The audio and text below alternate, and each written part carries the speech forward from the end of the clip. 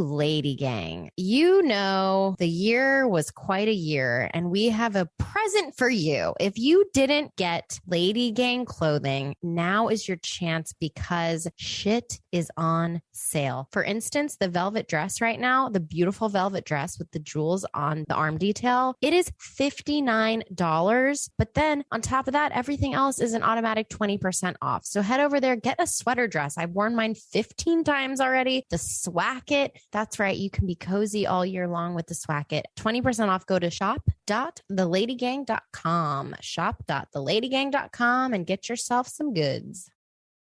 Okay, let's talk love. Let's talk about finding love. Let's talk dating, specifically dating on Match. So American singles have spoken, and being hot is out and being emotionally mature is in. Listen to this. Match's annual survey found that for the first time in more than a decade, emotional maturity ranks higher than physically attractive on singles priority lists. In fact, pre-pandemic, being attractive was number one, gross, and now it's all the way down to number 8. Yay, I'm so proud of us. Emotionally mature adults are now the new sexy. So there's nothing hotter than dating someone who has their shit together, you know, who starts their day before 11 a.m., only uses the word ghost to describe paranormal activity. I just love this so much. And if you guys are ready for something more, if you know what you want and you're not afraid to say it, download Match. And now messaging your top matches is free.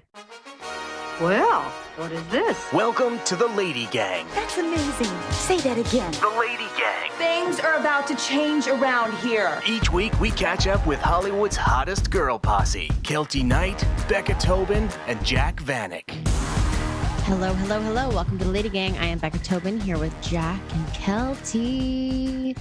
Hello, hello. You okay, Kelty? Do you have on press-ons? Do you have your Olive and June press-ons on? Yes. They look great. They do look great. A nice winter white, I see. Ooh, No, they're stars. nude with stars. Oh, Yeah. Game changer. love Well, for the exact reason, this is not an ad, but the reason you need the press-ons is I got home from my holiday trip and I had 10 hours in LA before I went to Canada to see my brother, and I had no time to do my nails. And I was like, oh, press-ons. And then honestly, a perfect manicure every time, you know? They look great. Every time. Thanks And for noticing. I am like, I don't know about you guys, but the thing I wait last to do for any big event, big moment, big anything is nails. Oh, yeah. So I feel like I'll get everything ready for a big wedding weekend to go to. And then it'll be like 9:00 at night, the day before my 7 a.m. Flight. And I'm like, why do I do this? Because 4 days before I was like, I have plenty of time. Well, because I don't know if it's just me. I know a lot of my friends are this way too, but like going and getting a manicure is the most daunting thing in the world. Like you like push it off for so long. Hate so it. it's like so you push it off, and then it's too late. And then you're like, ugh. Yep. That's why the press-ons, baby. God, they're good. They're good. Well, welcome to the Lady Gang. Not an welcome to ad. the- You're Not an welcome, ad. Olive and June. Not an ad. I just couldn't help but notice. All right. Well, friends. it's time for. Good week. Yes, it is. Bad week. Oh, no. I'll kick it off. Mine has to do with a couple weeks ago. It's a little old, but I felt like it was really important to share. Okay. I was leaving LA a couple weeks ago from Kelty's house, and I had a really early flight. So I scheduled my Uber ahead of time. And you know how you can do your preferences, no talking, Yeah. whatever, Thank blah, blah, God. blah. No music, no talking, blah, blah, blah. I think mine's set to no talking, especially at like 5 a.m. So I get picked up at the end of Kelty's driveway. It's still dark out. And I greet the driver and he opens the trunk for me and he's in a Tesla. And it was brand new Tesla. And I was Welcome to thinking, Hollywood, bitches. Yeah. welcome to Hollywood, bitches, the out If of you work drive actor. a Tesla, you it's not, maybe you should have chosen a different car. That's too high of a car payment to be paying your car payment with Uber. You know what? It's like, whatever. That's his life. Maybe he's Okay. Live your thinking, life. I Live your love life. driving. So anyways, he opens the trunk. I greet him. I say good morning. He says nothing. I think I say one more thing and he also doesn't respond to me. And I felt like, part of me felt like, offended. And then the other part was like, he took my direction perfectly. Yeah. And I was, and so I immediately shifted into gratitude because I felt like this is an early morning. It's been a long week of work and I'm headed to the airport in the dark. I can just close my eyes and sleep. So that was my good week. He followed directions. What Perfectly. a guy. Didn't What a even guy. greet me. No small talk. But then Not even a hello. not even a hello. But then did I think I was getting murdered? A little bit. But then we're about 10 minutes into the drive. So my good week is about to turn bad week. Okay. Oh no. And he's farted. playing sweet jams, really low. And it's like, You Should Let Me Love You is the song playing. But it's like lovely, Yeah. And then it suddenly goes to a playlist of heavy fucking metal and rock. So I go from You Should Let Me Love You to Kickstart My Heart by Motley Crue. Oh no. So I'm hearing Motley Crue. Is it Motley or Montley? Motley. I think it's right? Motley. No N. Montley. Motley Motley. Crue. Motley Crue is the British version, and they wear bow ties. And it's jamming. It's so loud. And I, at this point, just think he's a serial killer. There's absolutely no consistency with this ride. And I'm just going to have to put up with it. And the rest of the ride was pump up music. How loud was it? It doesn't matter how loud it is. It It's just assaults your there. eardrums no matter what. Yeah. Yeah. It wasn't like blasting, but it was Enough. It was enough. And I just thought, of course you couldn't get an Uber ride that was seamless. Of course. That's what I really get. It really grinds my gears, as Jack Vanek would say. I can't say one time I've ever had like a seamless experience with something like that with a stranger. Yeah, there's always something weird that's going on. Something's off. Something's off. This is why you need to get noise canceling AirPods. Or are you still using your headphones with the cord on them? No, I have AirPods. And it's fine. But I also feel weird when I'm in the back of an Uber putting in my own headphones because then I'm worried they're going to ask me a question and they're going to think I'm ignoring them. Well, they're not going to ask you a question, Becca, because you said, don't talk to me. Yeah, but I also didn't time say... for you to take your life by the balls and wear headphones in your Uber. No, you need to get like a big Bose headphone, like the headphones we use to podcast so they can see the massive headphone on your head. Don't you have big headphones that you travel with? I do, but I don't always bring them. It's a lot of stuff, It's a lot. For a short ride to LA, I don't really need it. Anyway, that was my Uber Chronicles. Who's next?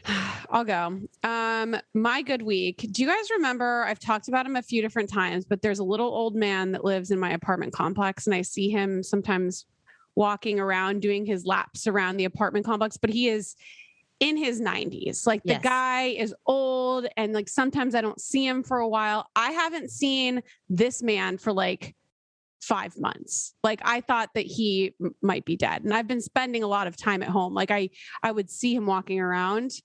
But my good week is Jared and I were just doing a walk like 15 minutes before we started recording this podcast. We passed the gym. The little old man is on the elliptical. Oh shit. Backwards. Hitting the fitness. Really fucking fast. You mean like reverse? Yes, he was going like backwards on it. He was reversing. He was like living his life. He was going way faster than I would go. So my good week is he is alive, he is thriving, and he is here to stay. Well, probably not to stay, but here to stay for today. But that's what we thought about Betty White. We thought she was going to make it to 100. People did a whole magazine spread about her 100th birthday. Betty White Turns 100 People magazine cover is... Wait, when was her birthday? It's not until like the 17th 12 days or something. Yeah. But it reminds me of when I used to work at ET and we had to pre-do all the dyed packages. What's it called? The epilogue? No. Whatever. Anyway. And I'd be like, I'd be in eulogy. She wouldn't be doing it. No, not a eulogy. I would be in the booth being like, Brad Pitt was a great actor. Like he's still alive. It's so weird. Would you do them for people that weren't even like sick or old? No, not always. Like we do it for People on drugs. We do it for people that were troubled and people that were old. Yeah. Have you done a Betty White one before? I haven't personally done a Betty White, but there was definitely a Betty White was ready to fly. Yeah. 10 years ago, they had Betty's queued up. It's been in the vault for a long time. They've been through 3 logo changes since. Yeah, that was the whole thing. I feel like everybody thought she was dead for a while, but she's just alive and kicking it like this little old man. So exactly. Okay, right. my bad week is I haven't talked about this yet on the podcast. I had appendicitis. I had to get an emergency appendectomy. Now, this was almost a month ago. I'm sitting here today and my gut is still so fucked up. I'm still so constipated. I'm still so bloated and I'm so pissed and I don't know what to do. Jack, Like, am I screwed forever? did you not listen to me when I said it's going to take you 6 months to recover from this? Yeah, I did. And I didn't believe you. And then here I am. You thought, because I'm Jack and I'm like in my 30s, like my body will bounce back faster. When they blow you up with that stuff, gas, it takes like at least 4 months to ever get that bloat out of your system. Don't you think, Becca? Don't know about you, but I've been consuming like crappy stuff because it's been the holidays. So crappy eating combined with alcohol post appendectomy is also maybe not the recipe for success. I've barely been drinking. Like I've just been kind of not 100%. So I've been laying very low and I've been eating what I normally eat. So, but it's not even the bloating. It's my pooping is very wrong. And I don't know if my gut's like forever screwed up from it. No, I would suggest a colonic because I think I don't no like them. chance. I'll do it. No. But the thing is that here's the thing, Jack, is that it's not poop in there. It's gas. And So you need to stretch, you need to do yoga, you need to downward dog, you need to fart a lot. Like there's no poop to come out. there is the poop because it hasn't been coming out is my problem. Oh, anyway.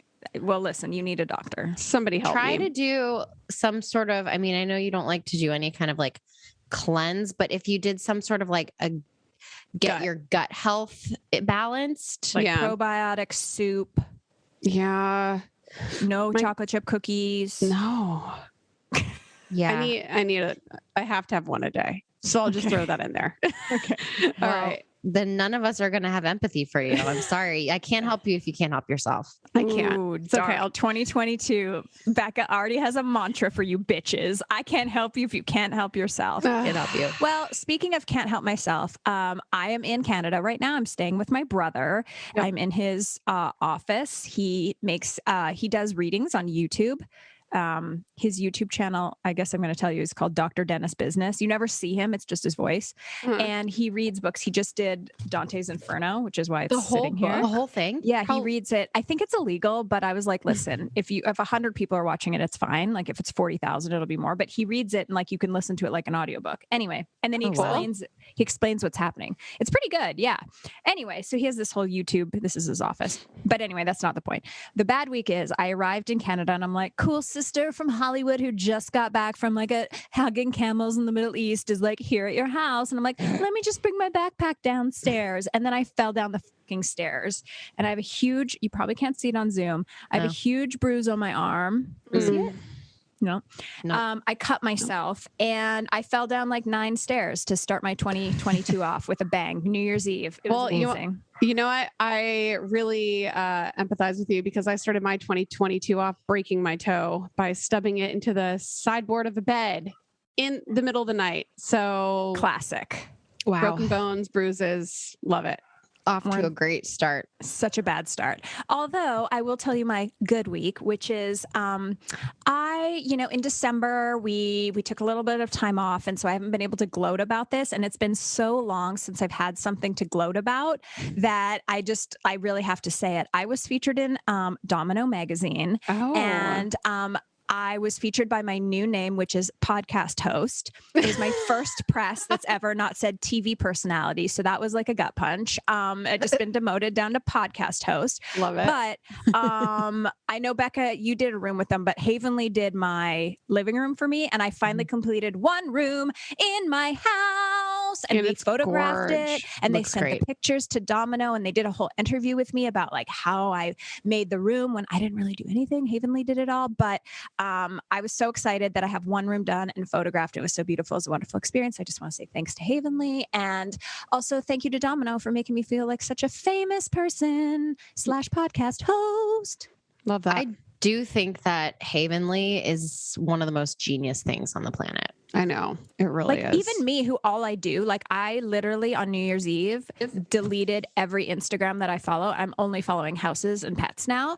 And all I do is spend time on houses. So I could just copy them, but it's like nice to have a person to work with, you know? Oh yeah. Havenly, can't wait to work with you when I get a house. Yeah, let's go. Let's go. All right. Do it. Coming up, this Virgo rising is going to Capricorn in your Aquarius. Oh my God. All right. I want to talk to all my LadyGang parents out there. Even in the best schools, your child probably isn't getting the one-on-one teaching that they need to realize their full potential. In a classroom with dozens of kids, teachers just don't have time to customize their approach. And that's why we're excited to be sponsored by Byju's. Byju's Future School, students receive personalized attention and a world-class learning experience completely online to supplement their in-person school education. With small group and one-on-one learning, Byju's Future School is committed to helping students become creators and shift from passive to active learning while building skills they'll have for the rest of their lives. It's really, really cool. They offer courses in coding and music for grades 1 to 12. They also do math courses for grades 1 to 8, and keep an eye out for even more subjects that are going to be launching. Students can get confidence. They can build a foundation of knowledge. They can also explore coding, which I think is really cool, through their favorite games. Join the millions of parents accelerating their kids' learning today. Your child can build their own Minecraft character in the first 4 weeks. Visit byju's.com/podcast to enroll in your first 4 classes, a $99 value for just $9.99. That's 4 classes for just $9.99. byjus.com/podcast. It's a new year and we are all very excited, or at least I am. But if you're lacking a little bit of motivation to get things moving and get your body moving, I am obsessed with Obey. I love this platform more than anything on the planet. And you're probably coming off a little bit of stress from the holidays and lacking that motivation, and you're not really working out. So a little trick when it comes to staying in shape, like I said, Obey. What they have is this incredible array of intense HIIT classes. They have spicy Pilates. They have chill yoga classes, live or on demand, and you need zero equipment. You can pop it on literally anywhere you want. And their fun yet fierce 10-minute express classes means absolutely no excuses, even with a busy schedule. The best part is if you want to try it, you have a whole free month. Yes, a whole free month to get you through January. Use code LadyGang at Obey Fitness. That's OBEfitness.com. Code LadyGang. Oh my God, I'm so excited about this sponsor because I really freaking need it right now. It's FrameBridge. I love this so much. FrameBridge is such an easy way to get your prints and photos framed professionally for an affordable cost. I have used them for years on so much of my stuff. So like when Jack drew me that Jack drawing, it was just like a stupid piece of poster paper and she drew on it. I was like, I'm going to frame this. And I picked out the frame on FrameBridge. You take a picture with your phone and they help you pick the frame based on like what they think it's going to look like. And then you roll up the picture and you send it off to them. And then they send it back to you in a couple weeks. And it's like perfect. They can recommend like the best frames and the best way to do your different things. They have shadow boxes. They have all kinds of stuff. So instead of the hundreds of dollars you'd pay at a framing store, the prices start at $39 and all shipping is free. And LadyGang listeners get 15% off their first order at framebridge.com when they use our code LadyGang. Order online at framebridge.com or stop by a FrameBridge store to work with a designer in person if you're in New York, DC, Atlanta, Philly, Boston, or Chicago. Go to framebridge.com and use promo code LadyGang to save an additional $15 off your order. Just go to framebridge.com, promo code LadyGang, framebridge.com, promo code LadyGang.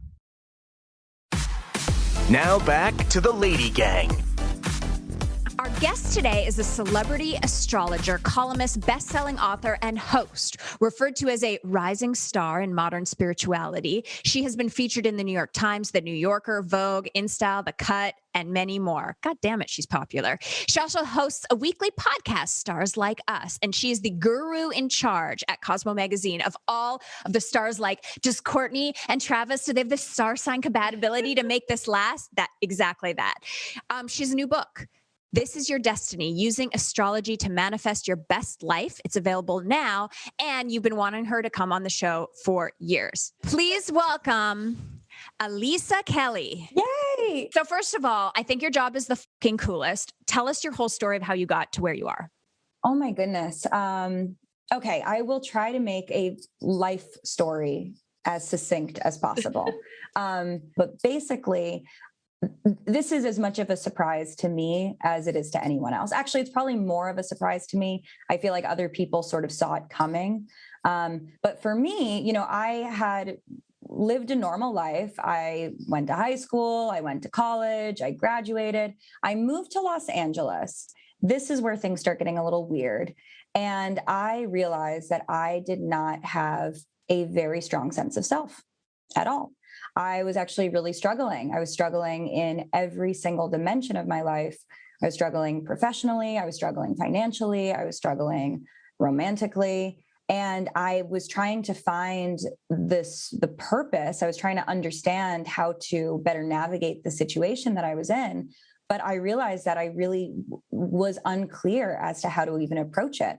So at this time in my early 20s, I realized that I was more than just a Leo sun, that I had a Pisces moon. And for me, this was the gateway into astrology, because understanding that I was not just this one-dimensional archetype of a Leo, which is like I related to, but it definitely didn't capture everything. This piece, this Pisces moon piece, which said your emotions are different than your output, was monumental for me. And from that, I was like, oh my goodness, what is this astrology business? I started to research more. I started to learn more. Obviously, being the Capricorn rising that I am, I was like, if I could just create an astrology dating app, this would alleviate so many of my problems, at least as it relates to the romantic aspect. So in 2014, I started an astrology dating app with my co-founder, a friend from college. We did that for 2 years. That didn't work out. I moved back to New York, continued studying astrology this entire time, arrived back in New York, still don't really know what I'm doing, still am feeling very aimless and directionless. But the whole time I had been really consistent with studying and practicing and learning astrology. And at this point, friends and family had been asking me to do their birth chart over and over. And then it was starting to sort of like, this is also after the 2016 election. So people are starting to ask questions about why things are the way they are in the world today. And it just started to expand. And people wanted to get their birth chart read. So I eventually put a price on it. And I was like, okay, yeah, it's $50 for an hour or whatever it was. And then that just started to build. And I started writing for publications. I started doing workshops. And that was as many years ago as it was to fast forward to what I'm doing now. And I guess the point is, and the cool thing about how I have arrived at the career that I have, is that it was very organic. It wasn't forced. It wasn't pushed. It was just a true passion leading to a true expertise that allowed me to really do all of these things and unlock so much of the energy and the creativity and the artistry that lived inside of me that I didn't really have an outlet for prior to. Well, I'm very excited about this because this is I'm big on Enneagram, and I live, breathe, eat it. And I've never had an expert astrologer. I know I'm an Aquarius and that's it. And so I'm really excited to learn about this. And I don't even know really where to begin to explain this. We sent our birthdays in time. So do you want to go girl by girl and do our reading? Do you want to explain because when you're I'm a Pisces moon, but a Capricorn sun, I don't even understand what that means. Can you give us 101s? Yes. Astrology 101. Yes. So astrology 101 is that each individual has a birth chart, and the birth chart is a snapshot of the sky at the exact moment that you were born. So in addition to the sun sign, which is how most people interface with astrology, it's, what you read your horoscope as, it's based on your day of birth. You also have all of these other planets and points and astrological data set, really, that helps you understand who you are, what it means to be who you are, the themes that continue to occur in your life, and it's truly sort of the foundation of your identity. And then based on the foundation of your identity, you'll find that you gravitate towards different relationships or different themes, or there's different lessons, or there's different opportunities, all built around this incredible birth chart. I never knew I knew like what the sun meaning meant or like the moon meaning. But so my sun is Pisces. So does like the sun was in the position of Pisces when I was born? Yes. So okay. Each placement was in a zodiac sign, something that is often, it's sort of like a misunderstanding of astrology, is that astrology is not based on constellations. It's a division of the sky. So there is an association between the zodiac signs and the constellations, but it's not a one-to-one in the type of astrology that I practice. So the type of astrology that I practice, which is Western tropical astrology is what it's called. You divide the sky into 12 equal parts, and each of those 12 parts is one of the signs of the zodiac. So when you were born, it was Pisces season. When you were born, the sun was moving through that segment of the sky that has been allocated for Pisces. But the moon was in a different place. And what was coming up, your rising sign, also indicates a different sign. And this whole puzzle of all of these complex pieces and ultimately parts create that whole, which is then the sky and your chart, and through astrology, your experience, your identity. So it's a little bit of, this is why you are the way you are. Yes. And it's also like, this is what you can do with the way you are. Yeah. And to me, that's really meaningful, because one of my least favorite things is when people justify their shitty behavior using astrology. And there's also this trope that is so not real that dudes say all the time, which is like, oh, I was on a dating app and they swiped left because I'm a Scorpio. And like, I've truly never met a person to do this. However, this concept of like typecasting or stereotyping, or, being the worst version of your sign and using that to justify whatever you're doing that's not my game. I don't like that. That's obviously just bad behavior. Instead, I see your birth chart, including your weaknesses, as opportunities. You have those placements for a reason. What are you going to do with them, right? Like, what are the ways that you can express the multidimensionality that you have in your birth chart? What are the choices that you can make that help you align with your truest version of yourself? And what are the different things? So you have the sun, the moon, and how many different things are you measuring at one time? There are a lot of things, but people, when they first start getting into astrology, usually default to what's called the big three. And from that, you have the sun, which is where the sun was when you were born. And this represents your identity, your presence, sort of your sense of self, your preferences, how you shine, how you illuminate space. It really is like how it kind of does a solar thing. It's like how you occupy an environment. Then you have the moon, which represents everything that is going on behind the scenes. It's your emotional inner world. It's your sensitivities. It's the way, in the same way that the moon is a reflection of the sun, it's how you feel about the circumstances that you are in every single day. So there are some people who have, it's very harmonious, and there is an easy flow between the way they externalize and then the way that they feel. And then for a lot of people, especially for the people who find themselves really gravitating towards astrology, often there is a disconnect. And the way that they externalize is so radically different than the way that they emotionally interpret those situations. So for me, for instance, that was a huge turning point, is understanding that. But then the other aspect of the big three is the rising sign. This is what was coming up in the Eastern horizon at your exact moment of birth. And your rising sign shows the themes of your life. It shows consistently what you are going to be experiencing again and again. And it's kind of like your outlook on reality. So whereas the sun is sort of how you exude and take up space, and the moon is how you feel, how you continue to experience your world, the road that you continue to drive down and navigate, is the rising sign. So those big three is like an amazing entry point. And then from there, we can go into Mercury, which is how you communicate, and Venus, which is the things that you value, and Mars, which is what drives action. And then there's even more. So it's just this like, it's great for anyone who loves a good Wikipedia black hole. Astrology is like perfect. Dun, It's dun, perfect. Jack It's Vanek perfect. never sleep. Yes, exactly. 3 a.m. astrology Googling, chef's kiss. Okay, so most importantly, before we move on to our situations, are Courtney and Travis going to make it? I know you wrote an article for Cosmo about this. So Courtney and Travis I did a whole segment on my show with People magazine on Courtney and Travis and Megan Fox and MGK. Ooh, I need to know that too. Putting them together because because they keep taking pictures together. So obviously you have to do their charts as a quad. Yeah, exactly.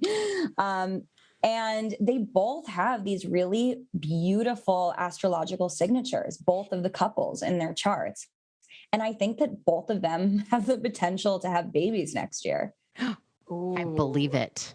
I believe it too. They're definitely fucking like crazy. They are like rabbits. It's really exhilarating watching these couples. I'm sure. Okay, we're going to find our own suns and moons. Okay, I'm ready. So Kelty, I am really thrilled to let you know that you are an Aquarius sun with a Pisces moon and a Virgo rising. I knew it. That's why I was like, I bet you can guess. Yes. Yes. What does it mean? Who am I? I don't even know what Aquarius and then means. Becca, just FYI, your rising sign is exactly conjunct her moon. Right. And that's a good thing, right? Yes, it's really lovely. Wow. Okay. You guys all have a lot of so in astrology, compatibility is called synastry. And it's the way that different charts illuminate each other. Are we sinister? Yeah, you're sinisters. We're sinisters. We're sinisters. You're sinisters. Does Jack have any Pisces in her chart? Well, everybody has every sign in their chart, but it's if you have planets in it. Oh, and the answer to that is no. Got it. Okay. That's surprising to me because Pisces is like very creative. Yes, there's other creative points that we'll talk about. But going back to Kelty's chart for a second, the question of what does it all mean? Let's just break it down. So the rising sign is usually how I start a chart reading because the rising sign in my practice is sort of like the instruction manual. And then all of the other planets kind of fall into place in accordance with what the rising sign believes to be true. Because the rising sign is your perspective on reality. It's your vantage. So the rising sign for you is a Virgo, and Virgo is very much associated with healing and helping and wanting to be of service and wanting to do it in a really practical way, driven by communication. So then the chart is going to show us how do you feel the best way for you to exercise that mission is. And on a solar level, so this is what we interact with and we experience, you're an Aquarius, which means that you are really interested in new ideas. You're very cerebral, you're very intellectual, you're really interested in like understanding things, philosophy, challenging things, questioning. There's just a lot of big ideas. But your emotional inner world is very different. It's not as cerebral. It's actually extremely sensitive, extremely intuitive, and big, big, big feels. However, I would not be surprised if having all of the big feels that you have can sometimes be overwhelming and daunting for you because you really try to be neutral. You really want to not put yourself in the situation. You want to stay out of it. You want to give other people platforms. You want to give other people space to be themselves. So it's almost like your big, deep feelings are like, no, stop it. Don't feel that way. Like, let other people have their moment. I don't want mine to interrupt. But that's your empathy and that's your intuition. And that's what makes you a beautiful, complex, and spiritually aligned person. So I definitely would invite you to keep allowing yourself to feel as much as you need to feel, because that's what makes you who you are. Now, I have a question. She's just like speechless. I think Kelty, this is totally me, I don't know, armchair experting this, but is there a world in which Kelty is not using her Virgo? Like, one of the things is like, it's not allowing her to be like simpatico. With the Virgo placement in particular? Yeah, like could she kind of attack, like knowing she has the Virgo rising, is there a way that she can like realign her like train of thought or the way she operates to make it easier for her, I guess? Because it's like Jack and I know that Kelty has empathy and wants to help others. And there's this like really well-intended human underneath everything. But I think it gets lost in translation with the way she operates in the world. Does that make sense? Yes. I'm curious, Kelty, is that how you feel also? Yes. I feel like I'm that friend that people are always like throughout the past 6 years of LadyGang, multiple times different guests or people that we've interacted with have come to Jack and Becca and been like, why does Kelty hate me? And I truly have never I hated one person in my whole life. Like it's not that I don't hate you. It's that I don't even fucking notice you. And I know that's like so dark to say that out loud. But the truth is that like, I guess what you're saying kind of makes sense. Like my feelings can be so big that I don't even really let myself feel most of the time. I just sort of like have learned as an escape mechanism to not have any new friends, to not get close to people, to not like really exist in the world. Like I just do business and then I go home and like self-soothe, if you will. As like a defense mechanism, I think at the end of the day. Yeah. Yeah. And I would say that, and this is, the work that I do is obviously intense and heavy, so bear with me. But the question that I would ask is like, were you safe to emote when you were young? And if you weren't safe to have the big feelings, and from one Pisces moon to another, I can tell you that the big feelings are cataclysmic, like the waves that we're talking about of feelings are not for the faint of heart. So it's not even necessarily like bad parenting or ill-intentioned parenting, but it's just like if a parent doesn't know how to deal with a child having really big emotions, then it's easier for them to be like, don't feel that way or stop, or, you don't need to, you're being dramatic or you're being too sensitive or whatever that languaging was. And then but then you had an Aquarius Sun, which is an amazing defense mechanism, which allows you to sort of disconnect, have that sort of separation, be very cerebral, be very intellectual about it, and be like, I don't care, which is beautiful because your chart is structured in a way that allows you to protect your sensitivities because you probably needed to protect them because it wasn't safe for you to feel all of them. But as an adult person who now is aware of your birth chart and is aware that that is something you can tap into, you can continue to find ways to say, I'm allowed to feel this way, or I have this ping of intuition, or I'm having a psychic experience right now, and it doesn't make me weird. It doesn't make me strange. I'm justified in the way that I feel, and I'm allowed to have this experience.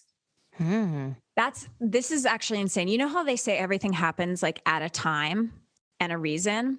Like, I can't believe it's 6 years into the podcast because I have just spent the last year of my life like deep in therapy and figuring out these like sort of childhood wounds that everyone has. It's your parents, like literally there's no one on the planet that loves their daughter more than Jack's parents. And she still has wounds from like whatever, like it's just the way your life goes. So like shout out to my awesome parents. Like they're amazing, but my brother's bipolar and he's older than me. And so growing up, I think you're absolutely right. I wasn't really allowed to have feelings because I needed to be a perfect child because I didn't want to bother anyone. I didn't want to be a stress on anyone. I wasn't allowed to freak out and have these big fights or yell or needs. I didn't really need to have any needs because I just wanted to be quiet and be easy and be perfect so that they could deal with him.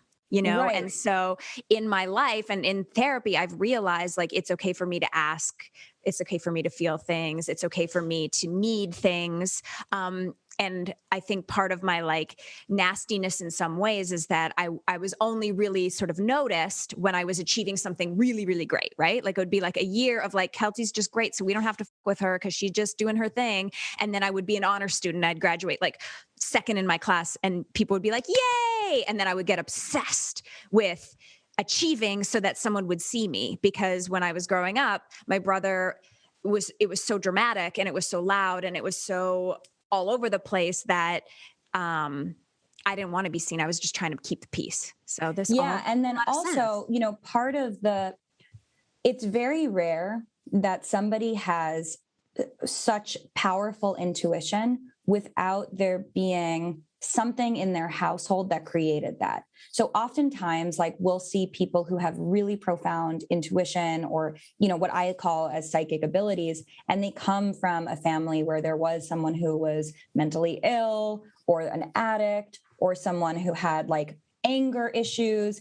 And then that person, that individual, that child self cultivates incredible extrasensory abilities to be able to know when something is going to happen without it having happened yet. You can identify like footsteps or smells or just the energy of a room based on what was, based on even just your brother and his state of being, and then the way your parents were going to react to that. So all of those nuances ultimately translate into your Pisces moon and then become your intuition. They become your psychic powers. They become your ability to pick up on things before they happen. But because it was founded in things that were overwhelming and also stressful, shutting that down makes sense, because you're like, if my psychic abilities only alert me to something shitty that's about to happen, I don't want to know. So I would rather pretend like I don't have any feelings at all and escape from these feelings and have to deal with them,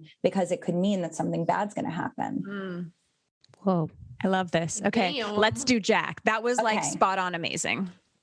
Okay, Jack, you are a Let me write it down for you. Yes. Okay. Taurus sun, Taurus rising, Sagittarius moon, among many other things.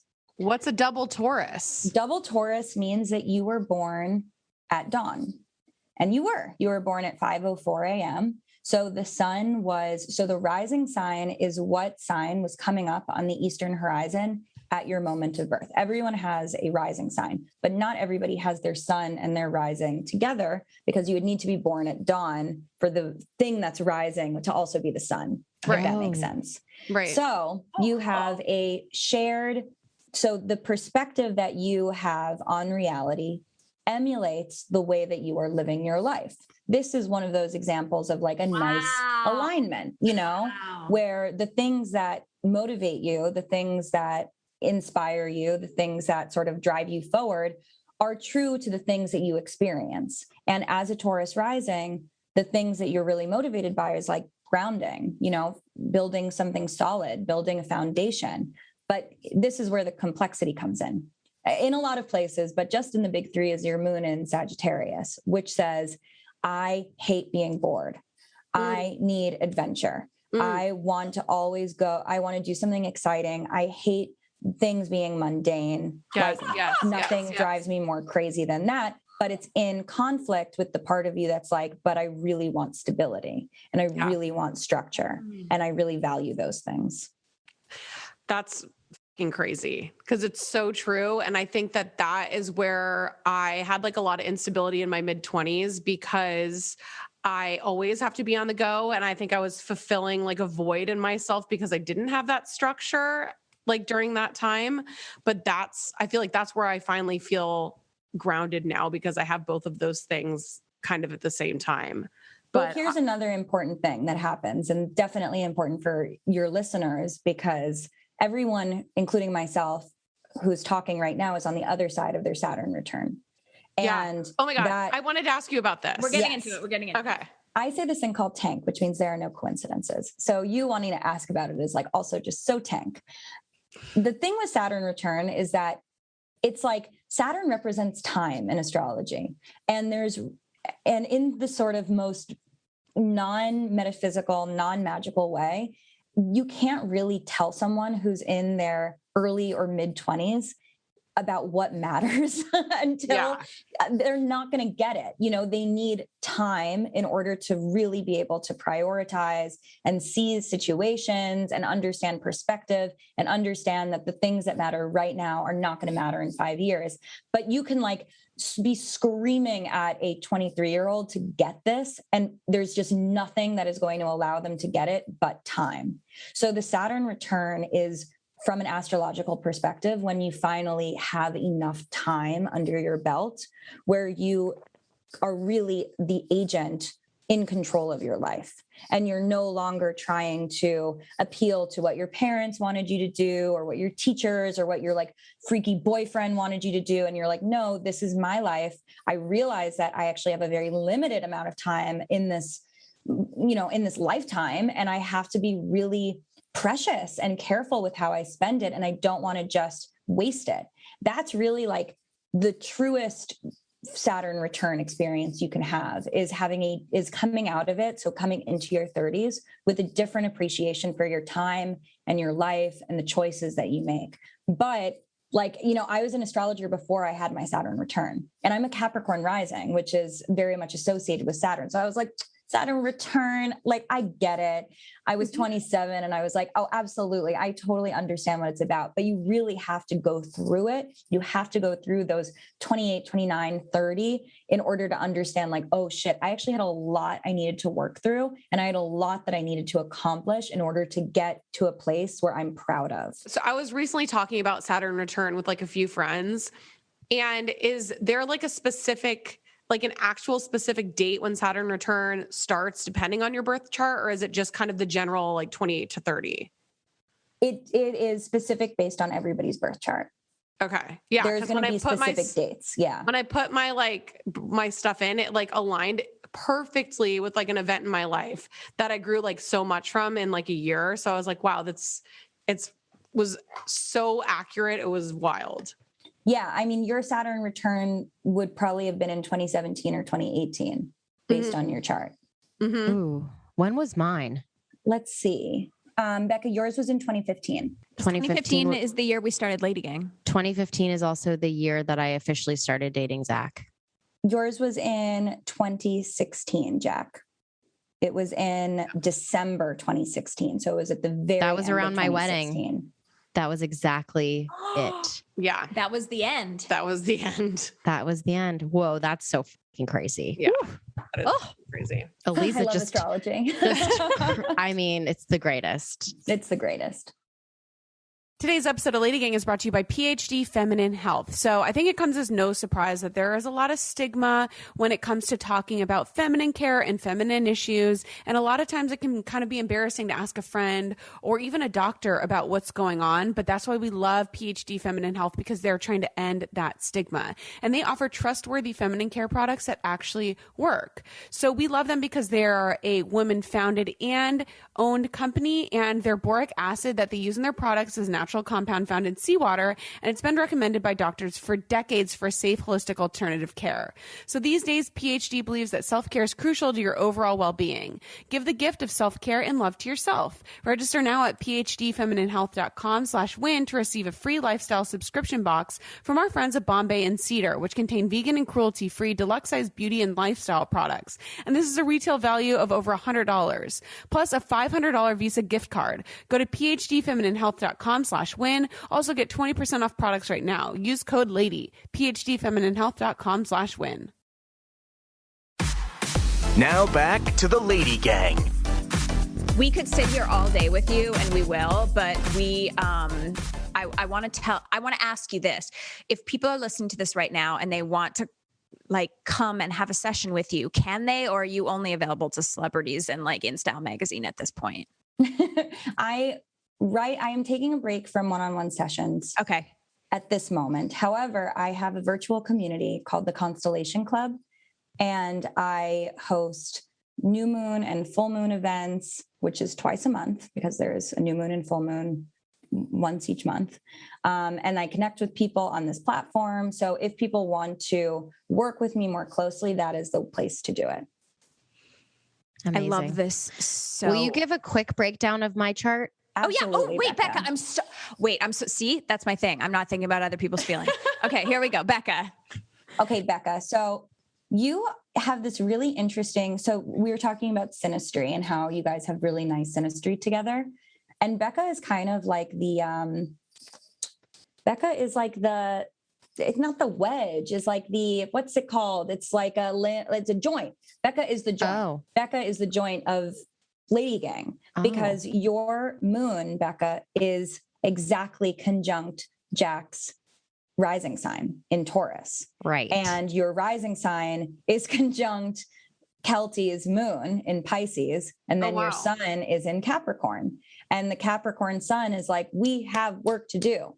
We got to get things done. Like these are all of the things we need to accomplish and achieve. And then the Pisces is like, we're going to have to tell stories. We're going to have to get vulnerable. We're going to have to speak from the truth, from our heart. And then the moon in Taurus is also like, but we got to make this profitable. We got to make sure that this is something that is going to sustain us long term. So it brings together the sensitivity. It brings together the practicality. And it's the chart that both of your respective charts are sort of like contained within and illuminated through. So it's really beautiful. Hold your hand in Austin. It's weird that I have holding your hand. I have so many Taurus women in my life. So many. Really? Is that, yeah, it's probably because I have that in my, how do I say it? I can't say I have it in my chart. I say it's. Your moon is in Taurus. My moon and is also in your Taurus. North node. So there you go. Which is destiny. Oh, I love Does that mean I'm going to be really rich? Yeah. Wait, what about me? Yeah, am I going to be rich? What's their destiny? Really, as long as you all stick with Becca, you'll all be really rich. Perfect. Kelty's known true. We this kind for a of just, long time. We mooch off of her, so it makes sense. It's true. Perfect. But I mooch off of them for their skills. They just don't know it. Yeah. You do. And I have to say, it. I just want to emphasize this once more, is that Becca and Kelty, you guys can really help each other unpack what emotions and sensitivity and intuition are. Like you guys are safe people for each other. So True. don't be afraid to lean on each other when you're processing those emotions. You know what? That's very true. Kelty is somebody who is always, no offense to Kelty, because it's like, we talk about this all the time. We're not each other's people, like in personal life. We have our own separate friend groups. We have our own lives outside of this work relationship, even though it's very special. But I always am surprised when I open up and I'm having a hard time. And it's like with Kelty and Jack and Jack is just overall like a very sensitive person and easy to talk to. But Kelty always kind of shocks me because I connect very well and very easily, effortlessly with her. And she's such a like safe place to go to. And it's never what I think. I never think that that's going to be the case. Yeah, that's so true. Yeah. In a way, it's almost like, Becca, your willingness to be vulnerable allows Kelty insight into her own sensitivities. Oh, okay. So I feel that. I think that with both the girls, like Jack being so sensitive and then Becca is like kind of hard. And then when you peel her back like an onion, she's a little bit more like she doesn't show it all the time, but when she shows it, it's really, I think these two friendships have been very helpful in me understanding how people feel. Because does that make sense? It's like, maybe I haven't had good examples of like how actions can hurt and feelings can get, and the ways to communicate without hurting people's feelings. Like they've definitely been that. And I think Becca is someone that has been a catalyst to being like, so here's the thing. Like, Yeah. you got to be careful about the way you something, because this is, I know you didn't mean it that way, but this is how other people are taking you, you know? And so that has been really helpful. It's really interesting that that's like a star thing. Well, and you're rising in Pisces. It makes sense because when she was saying you like to help people, every time you do love feedback that people love you and they think you're famous and all that stuff, but you really are touched by people reaching out and saying that something we talked about really helped them. Like that actually resonates very much with you. So I do think that like, yeah, that's super true for you. Yeah. And I would say that, Jack, the reason that you are probably sort of being represented as the most sensitive one is because you do have a really nice alignment between the way that you see the world and then your solar experience. Like it's not that hard for you to access like, this is what I want and this is what I need. And like, ouch, that hurt. Or like, you know, I stop doing that and set boundaries as needed. Whereas these two are much more all over the place. Yeah, that surprises no one, I think. No one. We're constantly conflicted. Whereas Jack is like, oh, I'm perfectly aligned and life is so easy. Well, no, I think Jack has this ability, like what you see with Jack is what you get. Yeah. Like Yes. she's not going to go to an office and work at a job that she fucking hates and is miserable and then like rage on the weekend and live her best life at another. Like she is Jack through and through. Everything, like you said, I think you were saying like the way her outer life and her inner life, like she's still conflicted and she still has shit that she's dealing with. But Jack, I think who she is here is like exactly who you see on this podcast, exactly who she's as a friend, exactly how she's architecturally like designed her life to be. She lives by the beach. She has the freedom of a schedule. Like, you know, like it's really, that's so interesting. She knows what makes her happy. Yeah, Whereas and she's like not you and afraid I, to be like, Yeah. we don't always know what's going to make us happy because we think a lot of different things and they're always conflicting things that we think are going to make us happy. Yeah. I feel like that's where I kind of have like a simple vision. Yeah. Where it's just like, I know that this will bring me joy. So I'm going to do this and not. Right. Because, like, and you just from have an this conversation astrological with you. perspective, that's your sun and your rising both in Taurus. Wow. Creating that alignment. you lucky bitch. Now, guys. I have a question for you. Are there any things with compatibility? I know people are always like, should I date a Virgo or should I whatever? But are there any, like, should your risings really match up or should it be like the three of us where my, like I share a rising and a moon? Like, what do you think is the most important? I guess it could vary depending on signs, but what should you look at? Well, you really should look at the whole chart. Mm-hmm. And you should find how two people relate to each other. Because compatibility isn't really ever the question. There's always going to be compatibility. It's more of how, how are these people compatible? How do they work together? What lessons and experiences and stories need to come through from these two people being bonded, or these three people being bonded? Like, how do these patterns play out? So you really do need to look at a whole chart in order to get why you are attracted to someone or why someone doesn't want to be with you or like why there's tension and why there's conflict. Just sun on sun is not going to give you that depth that you really need. Sun on sun is going to show you the very surface level of like how two people both sit on a couch, that's basically the extent of it. But, when for listeners who are trying to unpack this for themselves, I think that the opposite of your rising sign, which is called your descendant. So you have your ascendant, which is rising, and then your descendant, which is what was setting when you were born, is a really powerful tool that you can use to figure out not who you should be with, but the type of relationship you should have, because this is ultimately what you are striving to create and what you are sort of bringing into your life. And it's like that grass is always greener kind of sentiment, where in order to find that would be a completion, that would feel whole, that would feel fulfilling. Is descending moon or is that totally different? So it's no descending moon. It's ascendant and then there's descendant. And yes. So for all of you, for Jack, this is Scorpio for you because that's the opposite of Taurus. Okay. So those are a relationship. This doesn't mean be with a Scorpio. It means have a Scorpio type relationship, one where you can go really deep and it's psychological and you're really intimate and you're telling each other secrets and you're holding a lot of truth and awareness of the complexities of each other. And it has that sort of weight and substance. And for you, Becca, that is Virgo, because that is the opposite of your Pisces rising. So you are looking to find or you're looking for a relationship that emulates those Virgo qualities of like, how can I help? How can I be of service? How can I support you? How can I practically improve your life? And then for you, Kelty, it's Pisces. So it's that spiritual sensitivity. It's that energy of like, I am safe to emote. I am safe to be complicated. I am safe to have many, many different experiences simultaneously without losing my core, without feeling like it makes me, without feeling like it damages my person in order to be that way. Wow.